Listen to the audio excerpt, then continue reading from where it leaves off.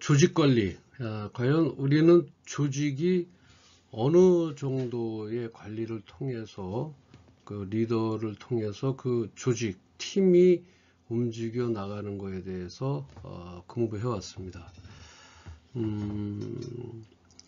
오늘 여러분들과 함께 공부할 제목은 조직 슬림화와 재구조화라고 하는 것인데,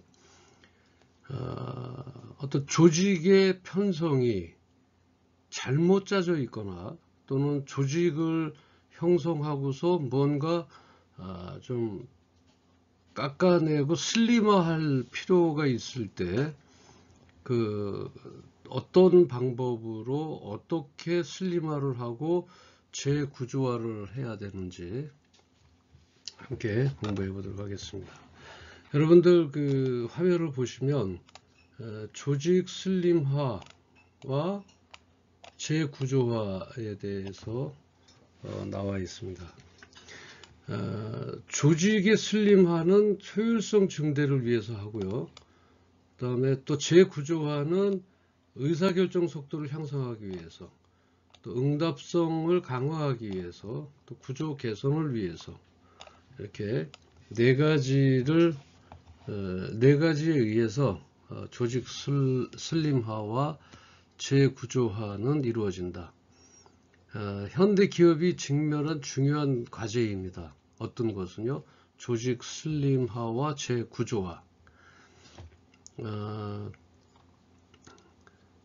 이 시간에는 이제 그 조직 슬림화와 재구조화의 필요성과 핵심 개념을 이해하고, 또 주요 개선 영역별 실행 방안, 그리고 기대 효과를 파악하고 실제 기업 사례를 통해서 적용 방법을 학습하는 것을 목표로 하고 있습니다.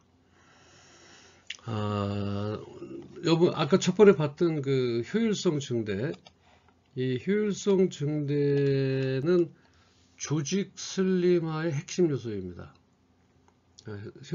효율성 증대는 이는 이제 불필요한 프로세스를 제거를 하고요, 슬림화를 해야 되니까 자동화 및 디지털화를 추진하고, 그 다음에 핵심 역량 중심의 자원 배치를 재배치를 통해서 달성할 수 있습니다.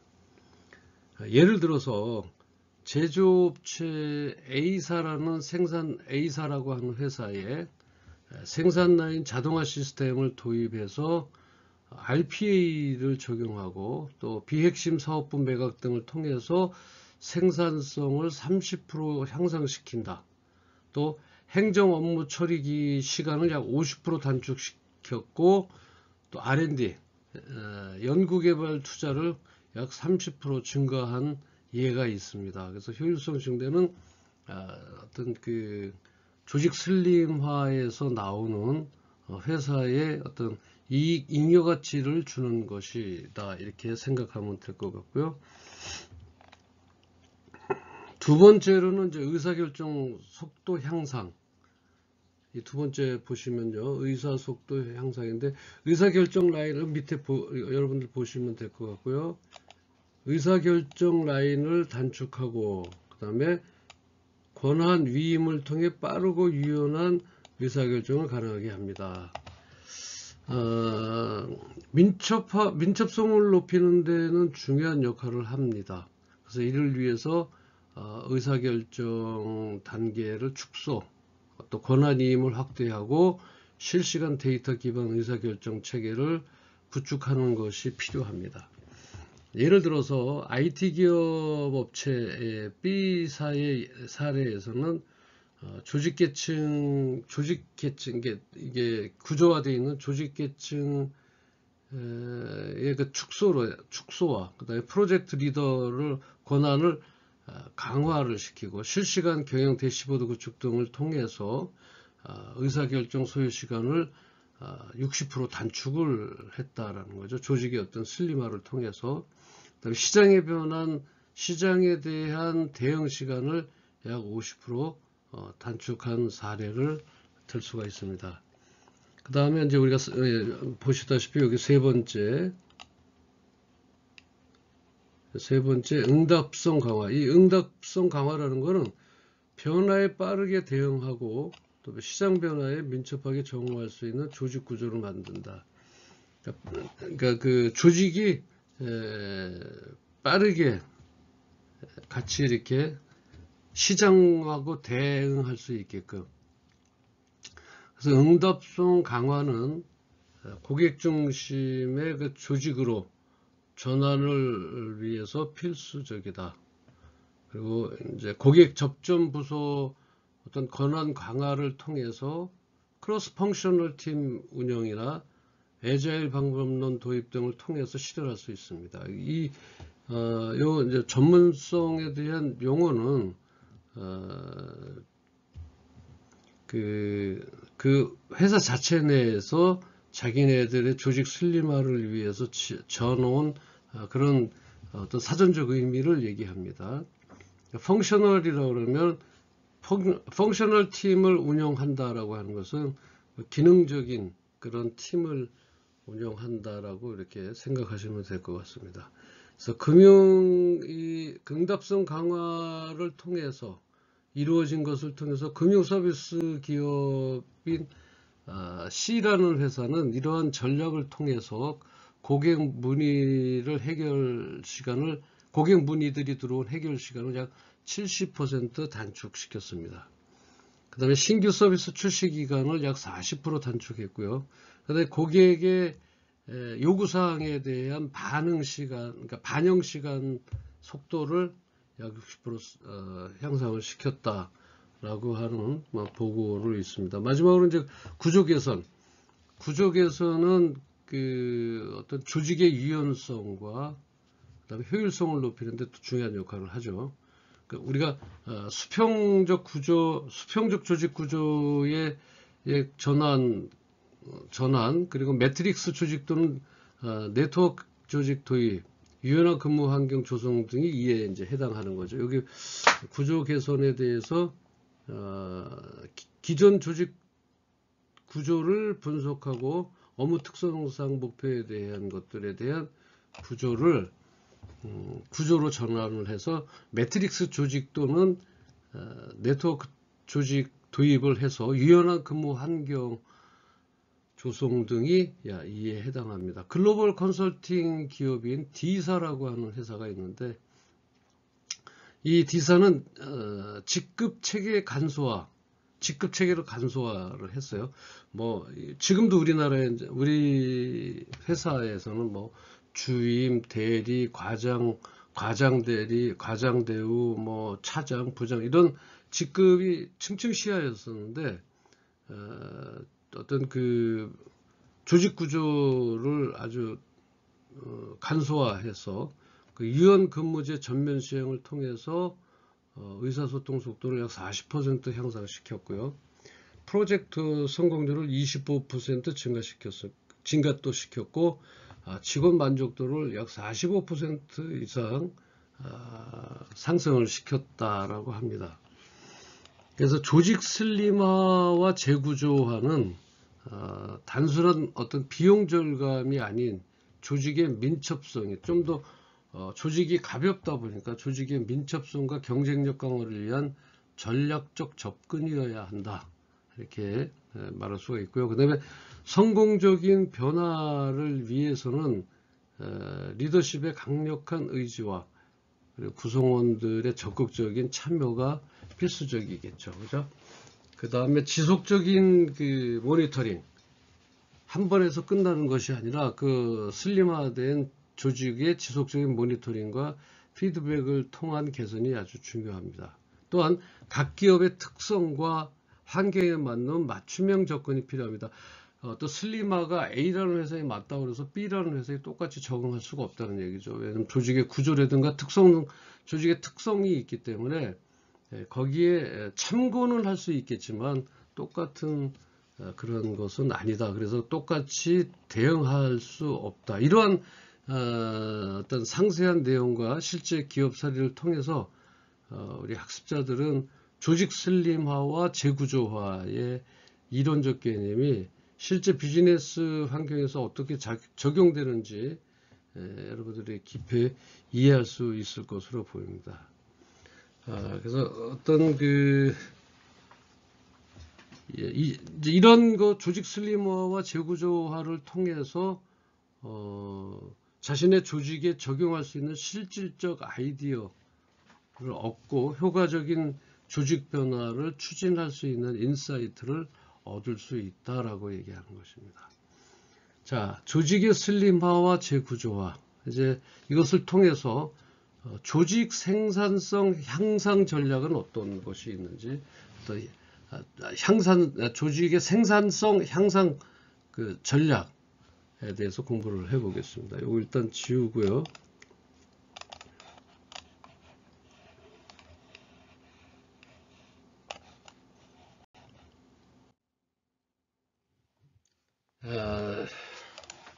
앞에 여러분들 모니터 보시면 될 것 같아요. 조직 생산성 향상 전략. 그 다음에 효율적인 업무 프로세스와 적절한 자원 배분. 요것은 무슨 뜻이냐면요. 불필요한 단계를 제거를 하고, 지금 이제 조직의 슬림화를 보셨죠. 그 다음에 자동화 도구를 활용해서 업무 효율성을 높인다. 그래서 업무 프로세스를 개선하고 최적화하여 생산성 향상에 기여한다. 조직 이러한 효율적 업무 프로세스, 그러니까 그 중에서 제일 좋은 게 아까 우리가 조직의 슬림화와 같이 불필요한 단계 프로세스를 간략화하게 하고요. 그다음에 그 단계를 제거해서 그래서 조직 생산성 향상은 우리 이제 현대 기업의 어떤 핵심 과제 중에 하나이죠.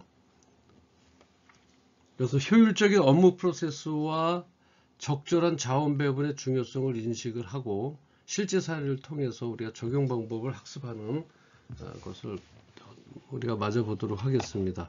이 효율적 업무 프로세스는 조직 생산성 향상의 첫 번째 핵심 요소입니다.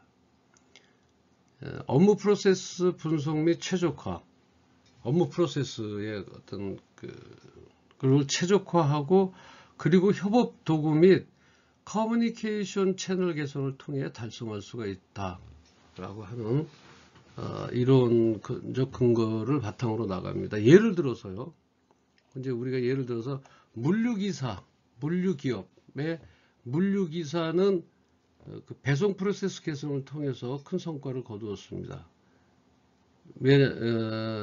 GPS 기반으로 실시간 경로를 최적화 시스템을 도입해서 배송 기사별 담당 구역을 재조정하죠.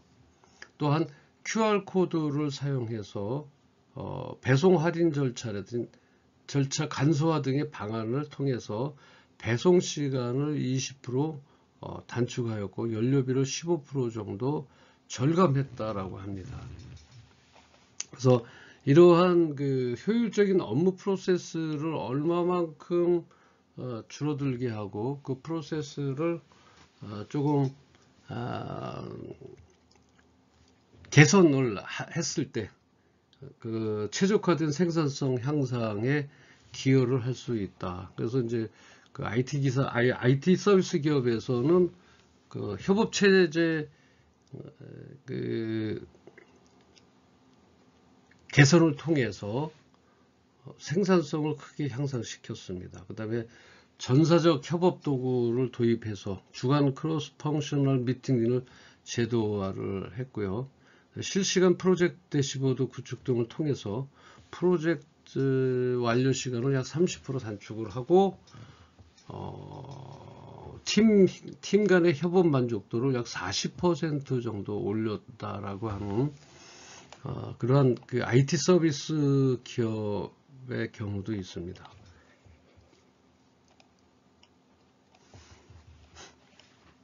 그 다음에 이제 적절한 자원 배분, 여기 앞에 보시면 적절한 자원 배분이라고 하는 것은 인력, 자본, 시간 등의 자원을 효율적으로 배분해서 생산성을 극대화합니다. 그래서 업무 우선순위를 설정하고 적절한 자원을 활동해서 효율성을 높인다. 이렇게 보시면 될 것 같고요. 적절한 자원 배분은 조직 생산성 향상의 두 번째 핵심 요소이죠. 이것은 인적 자원의 전략적 배치와 예산 및 물적 자원의 효율적 분배를 통해서 실현할 수 있죠. 조금 말이 어려울 수는 있습니다. 다시 한번 천천히 말씀드려 볼게요. 적절한 자원 배분이라고 하는 것은 조직 생산성 향상의 두 번째 핵심 요소라고 제가 조직 생산성 향상 전략에서 말씀을 드렸습니다. 인적 자원의 전략적 배치하고 인적 자원의 전략적 배치와 그 다음에 예산 그리고 물적 자원의 효율적 분배를 통해서 실현할 수가 있다. 예를 들어서 컨설팅을 하는 기업의 사례를 본다면 인적 자원의 전략적 배치의 중요성을 잘 보여줍니다. 예를 들면 그 컨설팅 기업에서 AI 기반 인재 매칭 시스템을 도입을 하고 그 다음에 스킬 인벤토리 데이터베이스를 구축을 하고 또 프리랜서 전문가 풀을 확대 및 활용 등을 통해서 프로젝트 인력 구성 시간을 50% 단축을 하고 또 고객 만족도를 약 25% 높였습니다. 자, 이러한 예를 들면 적절한 자원 배분을 통해서 인적 자원의 전략적 배치와 예산 및 그다음에 물적 자원의 효율적 분배를 통해서 실현했을 때 이런 컨설팅 업체의 어떤 프로세스가 많이 향상이 됐다라고 하는 거고요. 그 다음에 적절한 자원 배분을 통해서 제조업체 D라는 회사는 물적 자원의 효율적 분배를 통해서 생산성을 크게 향상시켰습니다. 그래서 IoT 센서를 활용한 실시간 설비 모니터링, 시스템 구축, 예측 정비 모델 도입이라든지 정비 간 작업 로드 밸런싱 자동화 등을 통해서 그러니까 그 설비 가동률을 15% 향상시켰다. 그러다 보니까 유지 보수 비용도 약 20%를 절감할 수 있었다. 결론적으로 이제 효율적인 업무 프로세스와 적절한 자원 배분은 여러분 모니터에 있습니다. 자원 배분은 조직 생산성 향상의 핵심입니다. 지속적인 모니터링과 개선이 필요한 수란적 과정이고요. 또 디지털 기술의 적극적 활용이 생산성 향상의 촉매제 역할을 합니다.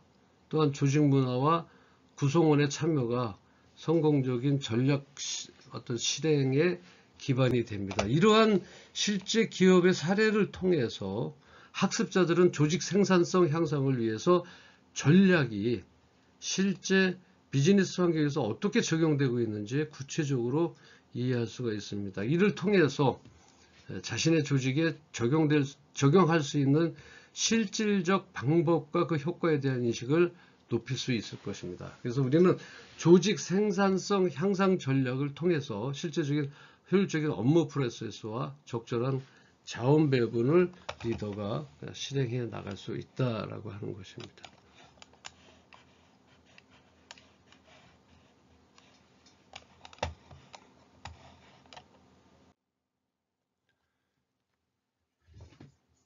자, 이 시간에는 기술 혁신과 디지털 전환인데요. 기술 혁신의 대부분은 기술 혁신과 디지털 전환은 현대 기업의 생존과 성장을 위한 필수적인 요소입니다. 주요 기술 트렌드의 개념과 그 적용 사례라든지 그리고 기업의 디지털 전환 전략 수립을 위한 구체적인 인사이트를 제공하는 것이 요 화면에 나와 있는 요 내용이 구체적인 인사이트를 제공하는 것을 목표로 하고 있습니다.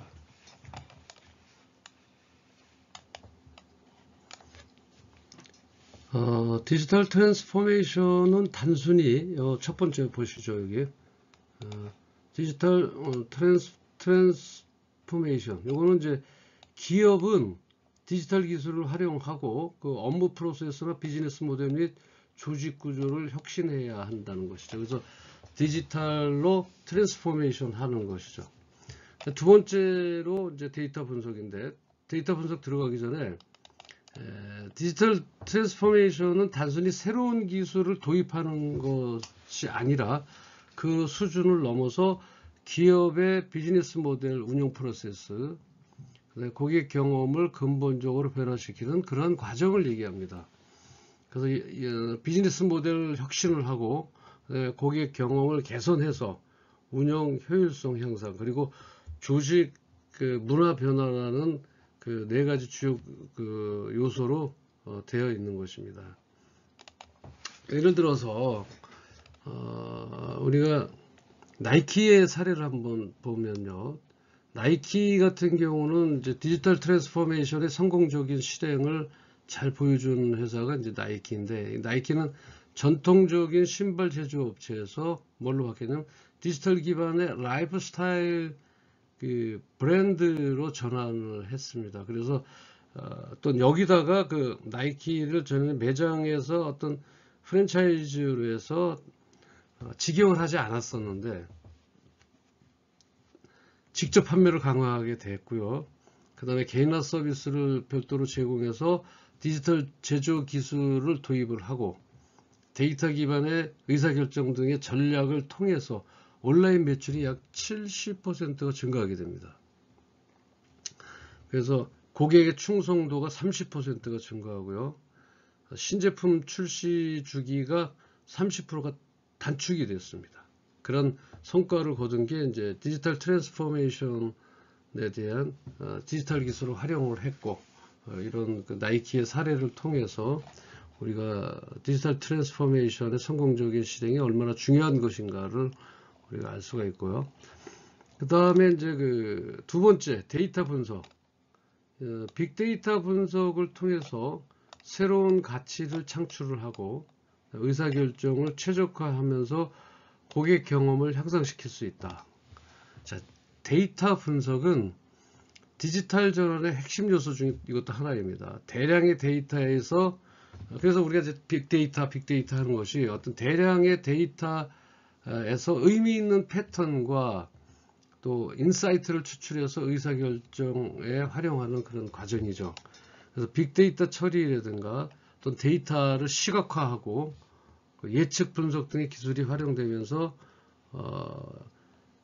아마존 아시죠? 아마존의 사례는 이러한 그 데이터 분석의 효과적인 활용을 잘 보여주는 기업이죠. 그래서 아마존은 추천 시스템을 가졌고요. 그다음에 수요 예측, 가격의 최적화, 물류 최적화 등 다양한 분야에서 데이터 분석을 활용했고, 매출 증가 또는 재고 회전을 개선해서 배송 시간을 단축하는 등의 성과를 달성했습니다.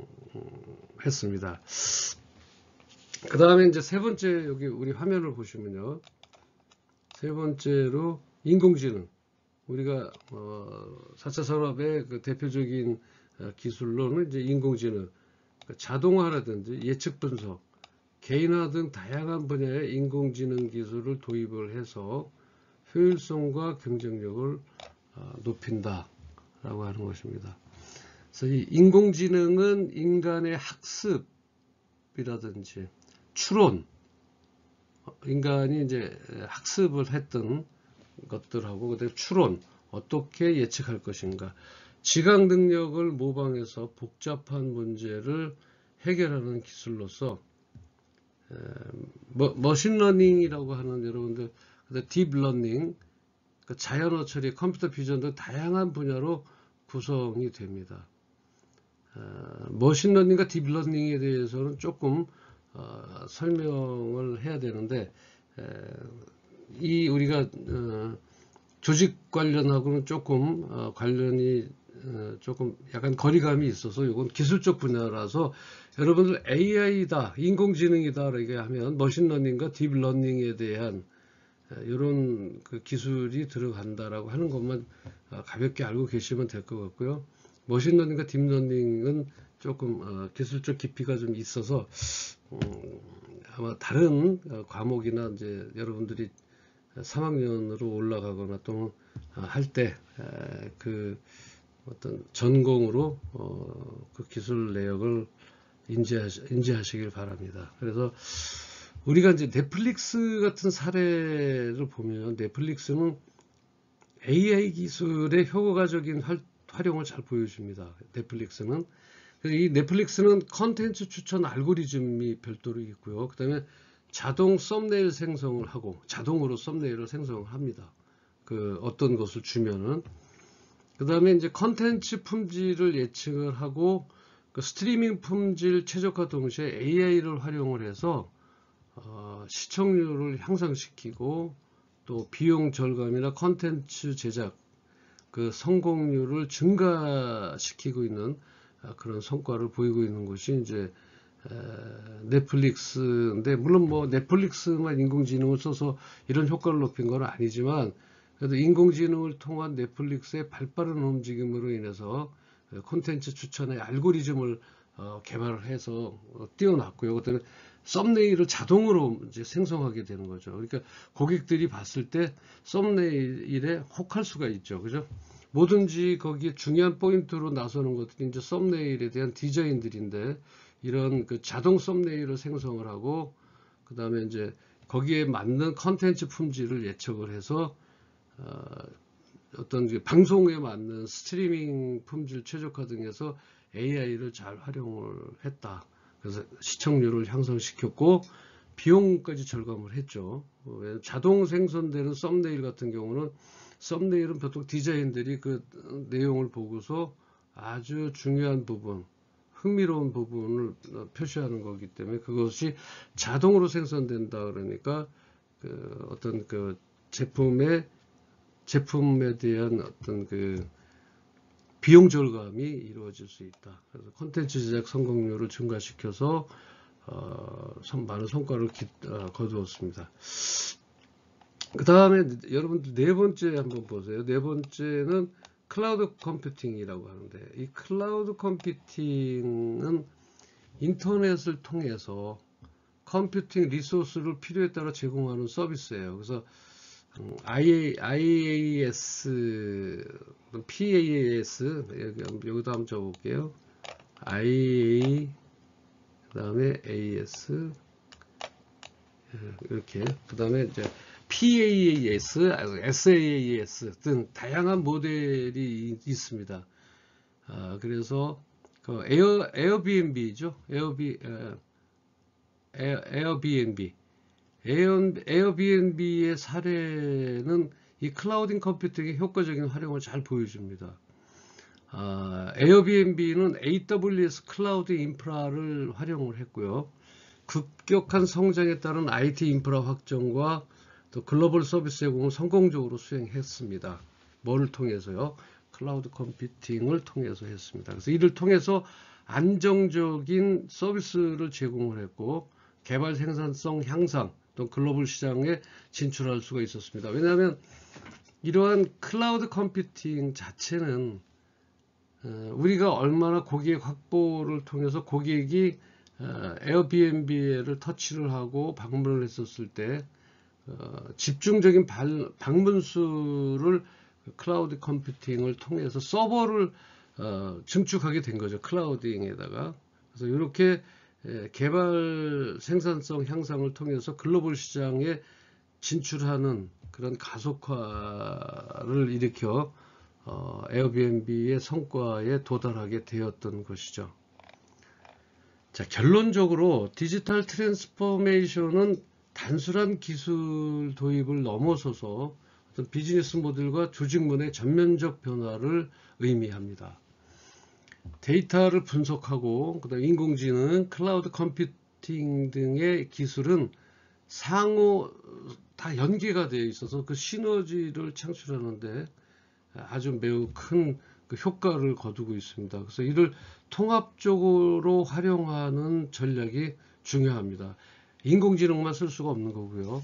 여기에 클라우딩과 그다음 데이터 분석을 통해서 빅데이터를 분석을 해서 인공지능을 통해서 인공지능을 통한 모든 것을 외부와 연결하기 위한 클라우드 컴퓨팅, 이렇게 점진적인, 그 다음에 한꺼번에 활용할 수 있다라고 하는 것이죠. 이런 그 통합적으로 활용하는 전략이 이제 상당히 중요한 것이죠. 그래서 기술적 디지털 변화는 항상 이런 어떤 통합적으로 활용하는 전략을 선택해야 되고요. 그 다음에 성공적인 디지털 전환을 위해서는 리더십의 어떤 의지라든지, 직원들의 디지털 역량 강화, 뭐 직원들이 모르고 있으면 안 되겠죠. 그래서 이런 4차 산업에 대한 그 AI, 데이터 분석이라든지 AI, 클라우드 컴퓨팅에 대해서 어떤 디지털 역량을 강화시켜야 됩니다. 지속적인 혁신 문화 조성이 필수적이죠. 본인들이 실제로 경험하고 혁신 문화 조성이 어떻게 필수적인가를 느껴야 된다는 것이죠. 각 기업의 특성과 환경에 맞는 맞춤형 디지털 전환 전략 수립이 중요하다. 그래서 이러한 노력을 통해서 기업은 급변하는 디지털 시대에서 경쟁력을 유지를 하고 지속적인 성장을 이룰 수가 있는 것입니다. 그래서 우리가 기술적인 혁신과 디지털의 전환은 결론적으로 말씀드리면 통합적인 시스템이다. 다시 말하면 어떤 데이터의 그 빅데이터와 데이터 분석을 통해서 인공지능을 통하고, 그 인공지능의 전달 체계는 그 시스템의 트랜스포메이션 전달 체계는 클라우드 컴퓨팅이 한다. 그래서 클라우드 컴퓨팅에 대한 서버를 구축함으로 인해서 전 세계적으로 뻗어나갈 수 있다라고 하는 것을 여러분들이 아시기를 바라겠습니다. 이건 다 지우도록 할게요.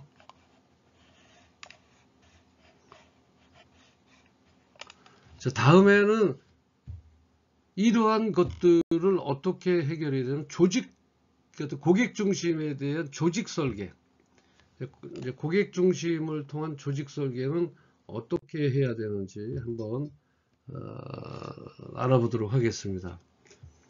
자, 이번 화면 보시면요, 고객 중심의 조직 설계다 이렇게 되어 있고요. 거기에서 고객 만족도를 증대시키고 또 고객 경험을 혁신시키고 고객 데이터를 활용한다 이렇게 되어 있습니다. 이것을 고객 만족도 증대라는 거 한번 잠깐 볼까요? 고객 만족도 증대. 고객의 요구사항을 정확히 파악하고 즉각적인 대응과 맞춤형 서비스 제공을 통해서 고객 만족도를 향상시켜야 합니다. 뭐 너무 당연한 얘기 같죠, 그죠? 고객 만족도를 증대시킨다는 것은 고객의 니즈, 요구사항이 뭔지를 알아야 되겠죠. 고객, 뭐 소위 말하는 남의 허벅지를 긁는다라고 하는 얘기가 있습니다. 고객의 니즈는 나한테 있는데 남의 허벅지를 고객의 니즈로 잘못 판단해서 긁고 있다면 그거는 큰 미스테이크한 부분들이죠. 그래서 고객 중심 설계에 대해서 한번 말씀을 드린다면, 현대 비즈니스 환경에서 고객 중심 전략의 중요성은 아무리 우리가 강조를 해도 지나치지 않을 정도인데, 고객 만족도 증대라든지 또 고객 경험 혁신이라든지, 그리고 이제 고객 데이터 활용이라는 세 가지의 그 핵심 영역을 중심으로 고객 중심 조직을 어떻게 설계하고 운영해야 될 것인가에 대해서 한번 살펴보도록 하겠습니다. 먼저 아까 말씀드렸던 고객 만족도 증대에 대해서, 고객 만족은 어떤 비즈니스 성공의 핵심 지표죠. 고객이 얼마만큼 만족하느냐에 그 사업의 성패가 달려있다 이렇게 얘기해도 되고요. 고객 만족도를 높이기 위해서는 먼저 아까 무엇을 해야 된다고요? 먼저 고객의 니즈, 요구사항, 고객의 필요가, 고객이 무엇을 필요로 하는지를 정확히 파악을 해야 됩니다. 그래서 이를 위해서 정기적인 고객 설문조사를 한다든가, 또는 인터뷰, 또 포커스 그룹 등을 다양한 방법을 활용해서 활용할 수가 있다라고 하는 것입니다. 또한 이제 고객의 응대 프로세스를 개선을 하고 또 직원들의 고객 서비스 역량을 강화하는 것도 중요한 중요한 역할이다 이렇게 말씀드리고요. 예를 들어 또 예를 하나 든다면요. 아마존은 고객 집착이라고 하는 그 커스터머 업셉션이라고 하는 핵심 가치를 바탕으로서 고객 집착, 그러니까 어떤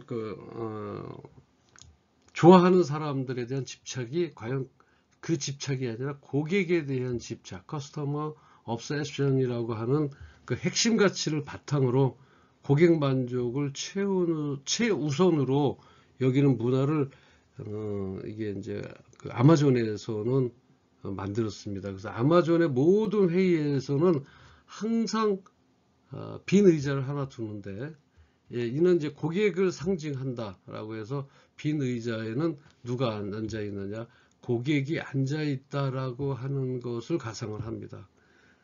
그래서 이를 통해서 모든 의사결정 과정에서 고객의 그 관점을 고려를 합니다. 또한 아마존은 고객 서비스 담당자들에게 상당한 권유를 부여합니다.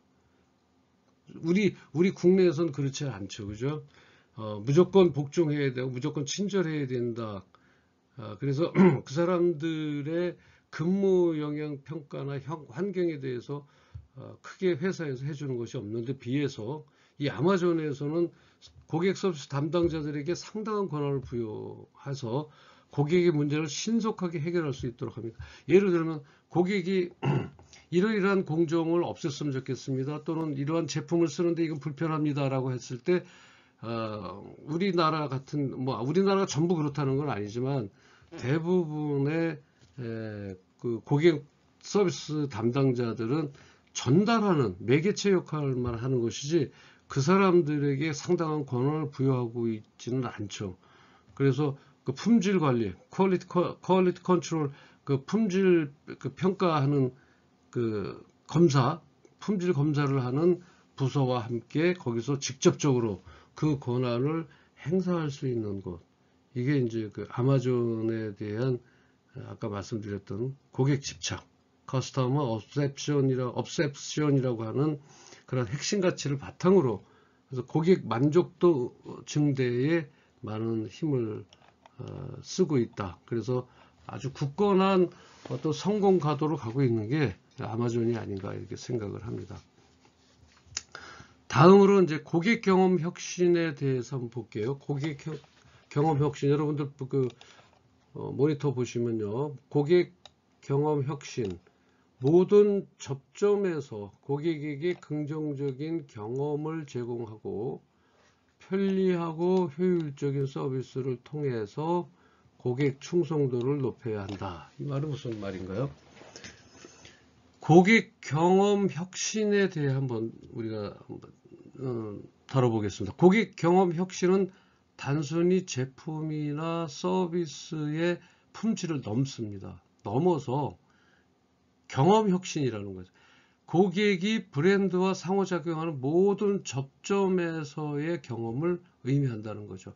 이를 우리가 얘기하는 혁신하기 위해서는 고객 여정 맵을 작성해서 각 단계에서 고객 경험을 분석하고 개선점을 찾아야 된다는 것입니다. 고객 여정 맵이라고 하는 것은요, 커스터머 저니 맵이라고 해서 그 고객들이 경험을 통해서 나와서 거기에 불편사항이라든지 개선사항을 알아내는 겁니다. 그래서 옴니 채널 전략을 통해서 일괄된 고객 경험을 제공하는 것도 중요하다라고 하는 것입니다. 그러니까 이런 경우에는 이제 예를 들면요, 이게 지금 고객 경험 혁신이라고 하는 것은 스타벅스의 사례를 한번 살펴보도록 하겠습니다. 그 스타벅스에는요, 제3의 공간이라고 하는 컨셉을 통해서 단순한 커피 판매를 넘어선 독특한 고객 경험을 창출했습니다. 그리고 이제 또한 모바일 앱을 통한 주문과 결제 시스템은 사이렌 오더를 여러분들 모바일로 시간을 줄이기 위해서 바로 그 스타벅스의 주문과 결제 시스템을 활용하고 계시죠. 이런 그 사이렌 오더라고 얘기하는데 그것을 도입해서 고객의 대기 시간을 줄이고 또 편의성을 높였습니다. 이러한 노력들은 스타벅스가 단순한 커피 브랜드를 넘어서 라이프스타일 브랜드로 자리매김하는데 큰 역할을 한 것입니다.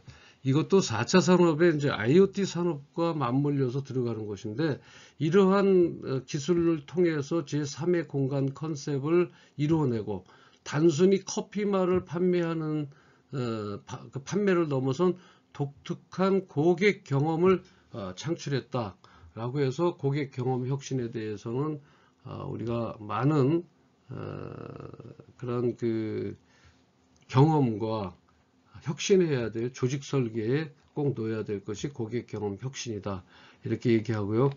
네, 마지막으로 하나 더 볼게요. 고객 데이터 활용.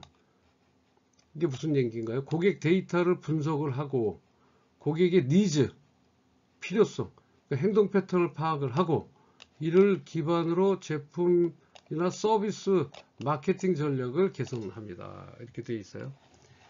자, 고객 데이터 활용에 대해서 한번 말씀을 드려보도록 하겠습니다.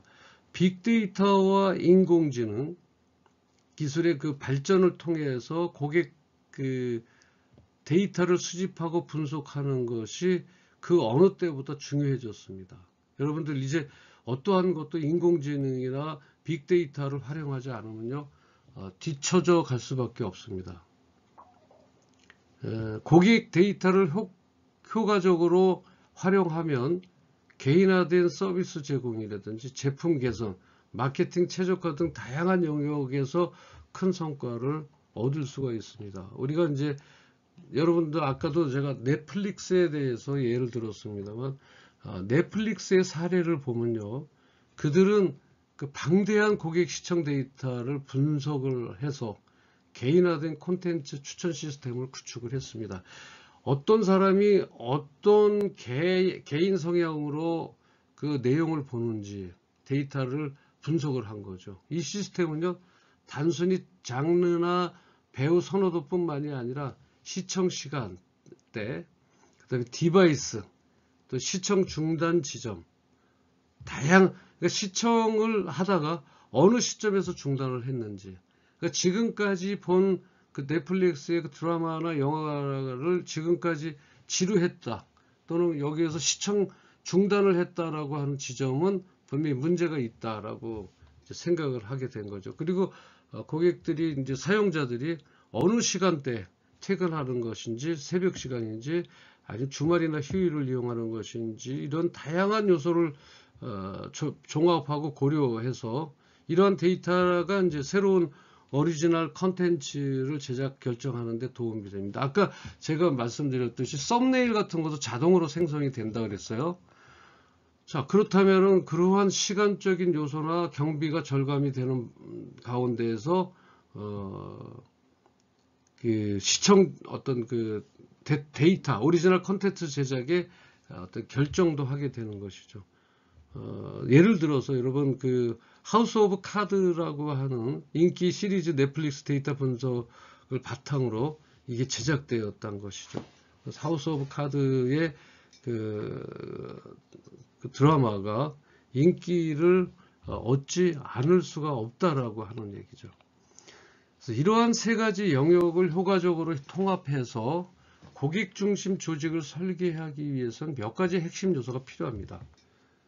그 핵심 요소가 이제 첫 번째로 최고 경영진의 강력한 의지가 있어야 되겠죠. 직원들에 대한 의지 가지고선 이러한 트랜스포메이션을 하기에는 되게 힘듭니다. 그래서 어쨌든 간에 최고 경영진의 강력한 의지가 지원이 있어야 되고, 두 번째로는요, 조직 전체가 그 어떤 그 고객 중심 문화를 내재화해야 됩니다. 고객 중심 문화가 아니라 나 중심의 문화를 가지고 있는 직원이 있으면 안 된다는 얘기죠. 그래서 조직의 전체가 고객 중심 문화를 가지고 있어야 된다. 또 셋째로는요, 고객 관련 그 데이터와 인사이트가 조직 전체에게 원활하게 공유되어야 하는 것이죠.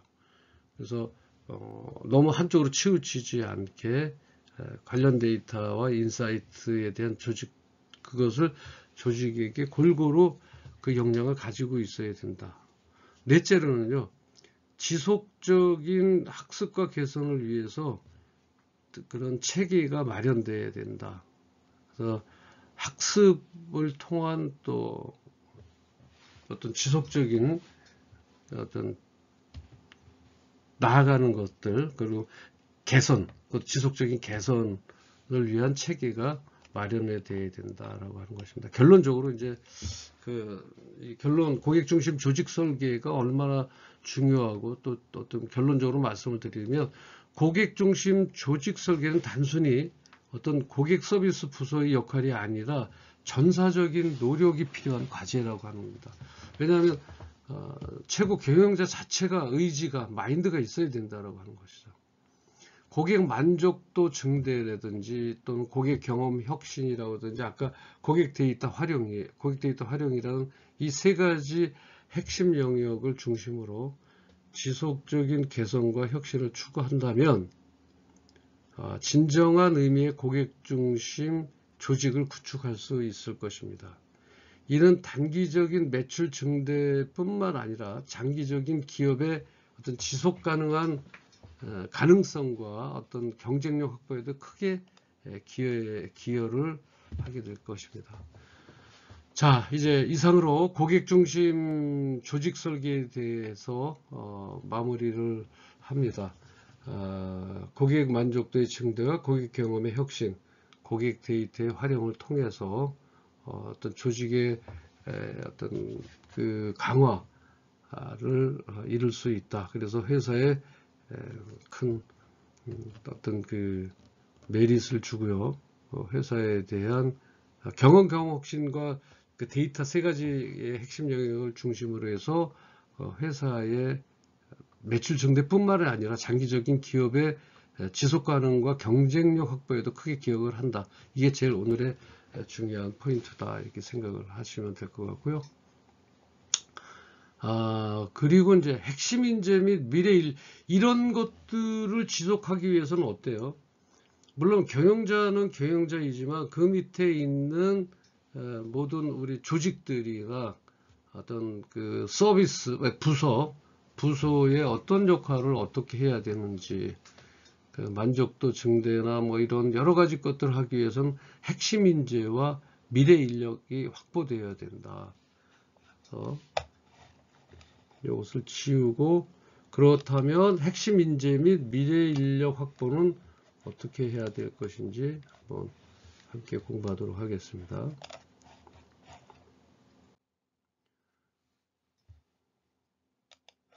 자, 모니터 보시면 핵심 인재, 그 다음에 미래 인력 확보를 어떻게 할 것인가. 첫 번째로요, 핵심 인재를 유치해야 되는데, 근데 두 번째는요, 미래 인재를 육성해야 되고요. 세 번째는 인재 확보 전략을 세워야 돼서, 네 번째로는 인재 네트워크를 구축을 해야 된다. 핵심 인재 및 미래 인력 확보에 대해서 한번 같이 이 얘기를 한번 나눠보도록 하겠습니다. 이제 급변하는 비즈니스 환경에서 이거 하나 볼까요? 한번 기업 성장의 필수적인 핵심 인재를 필수적이에요. 를 유치하기 위해서는 차별화된 채용 전략과 매력적인 근무 환경을 제공해야 된다. 핵심 인재 유치를 알긴 알아요. 그런데 핵심 인재 유치를 어떻게 해야 되는지를 한번 여러분들 그렇다면 핵심 인재 및 미래 인력 확보에 대해서 우리가 이제 많이 기술의 라이프 사이클도 줄어들고 정말 급변하는 것이죠. 그래서 급변하는 비즈니스 환경에서 우수한 인재를 확보를 하고 육성하는 것은 기업의 지속 가능한 성장을 위한 핵심 요소입니다. 핵심 인재 유치라든지 미래 인재 육성이라든지 인재 확보 전략, 그리고 인재 네트워크를 구축하는 네 가지 주체를 중심으로 한번 살펴보도록 하겠습니다.